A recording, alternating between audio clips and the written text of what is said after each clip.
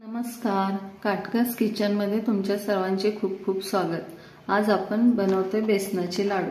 त्याच्यासाठी मी ह्या वाटीने 2 वाट्या बेसन पीठ घेतले आहे आणि 1 वाटी पिठी साखर आणि त्याच्यासाठी अर्धी वाटी तूप घेऊयात। चला तर मग आता बेसन भाजून घेऊयात। चला आता मी पहिलं 2 चमचे तूप घालून घेते।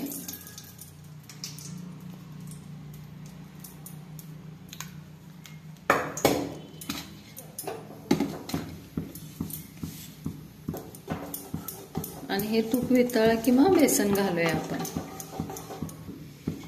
आता आपण बेसन घालून घेऊया।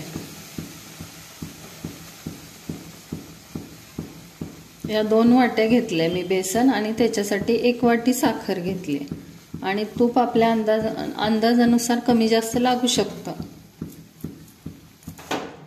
आता हे हळूहळू हलवत राहायचं। हे कंटिन्यू हलवतच राहायला लागतं।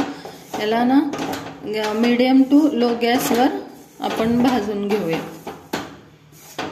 जसं लागेल तसं 1-1 चमचा तूप घालूयात।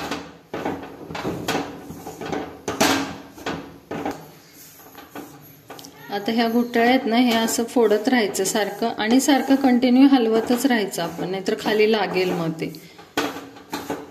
मध्ये अजून आपण 1 चमचा तूप घालूयात।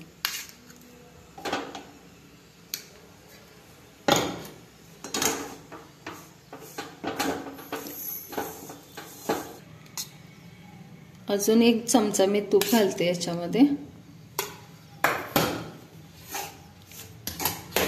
आपल्याला जसं लागेल असं घालायचं तूप। त्याला अंदाजाने जोपर्यंत भाजत नाही चांगलं तोपर्यंत हलवत राहायचं आणि ते नंतर आपोआप तूप सुटायला लागतं पीठ भाजलं म्हणजे।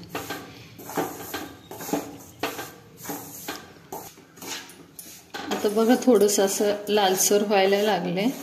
आता अजून 1 मी चमचा तूप घालते याच्यामध्ये आणि परत हलवते।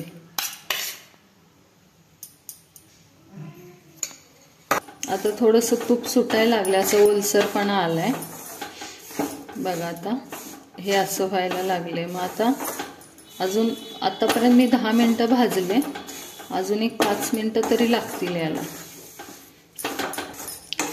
असं सारखं हलवत राहायचं बघा। आता हे ओलसर तूप पूर्ण आता पीठ सोडायला लागले। अजून 5 मिनिटं असं भाजत राहायचं। चांगलं लालसर गुलाबी रंगावर भाजायचे। आता हे बघा तूप एकदम सुटायला लागले त्याला। आता तुम्हाला टाळ्याला न चिकटण्यासाठी आणि रवाळ लाडू होण्यासाठी मी एक ट्रिक वापरते।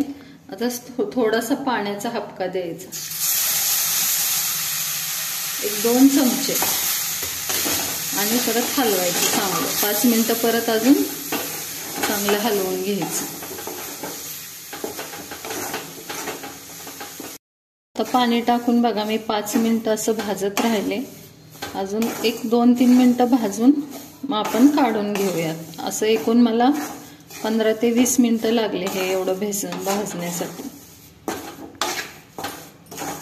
अजून 2-3 मिनिटं मी हे असंच भाजून घेते आणि मग काढून ताटात घेते थंड व्हायसाठी। चला आता मी हे परातीमध्ये काढून घेतले। आता आपण थंड होईपर्यंत थांबूया। थोडं कोमट, एकदमच थंड नाही, थोडंसं कोमट असेल ना, हाताला थोडंसं गरम लागायला लागलं ना की मग आपण साखर घालूया याच्यामध्ये। आता हे आपण 10-15 मिनिटांसाठी असंच थंड होण्यासाठी ठेवून देऊया। चला आता हे थोडंसं कोमट झालंय, म्हणजे थंड झालंय पूर्ण, थोडंसं कोमट आहे। आता मी साखर मिक्स करून घेते। पहिला अर्धी वाटी साखर घालते अंदाजानुसार।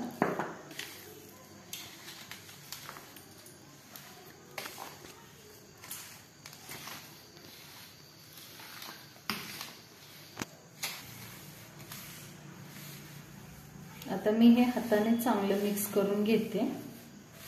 थोडंसं कोमट आहे, व्यवस्थित हातानेच मिक्स करून घेते।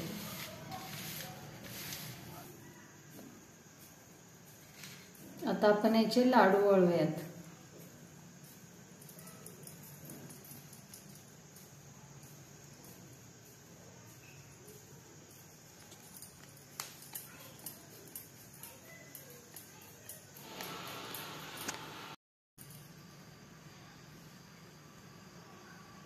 आता थोडंसं याच्या बदामाचे काप लावून घेते मी।